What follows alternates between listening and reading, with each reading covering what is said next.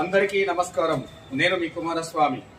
ఈరోజు ధర్మ సందేహం అందరికీ కూడా బతుకమ్మ పండుగ సోమవారమా లేదా మంగళవారమా అనేది పెద్ద విశేషంగా జరుగుతూ ఉన్నటువంటి విషయం.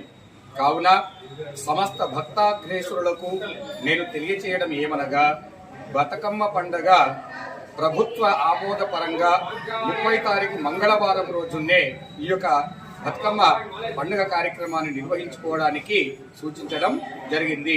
కావున భక్తులెల్లరూ కూడా ఈ బతుకమ్మ మహోత్సవములను మంగళవారము 30వ తారీఖు రోజునే జరుపుకోవలసిందిగా కోరుతున్నాను.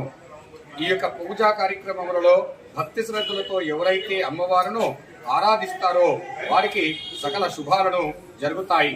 కొందరు మంగళవారము కదా, ఈ మంగళవారం రోజున బతుకమ్మను మేము గౌరీదేవిని ఎలా బయటికి పంపించాలి అనే ఆలోచనలో కొంతమంది ఉన్నారు.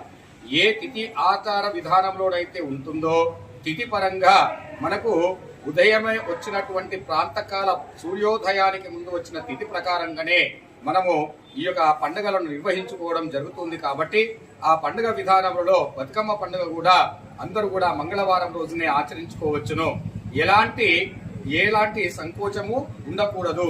మంగళవారం అయితేనేమి మహామంగళకరమైనటువంటి అమ్మవారిని పూజించడంలో ఎలాంటి తప్పు లేదు.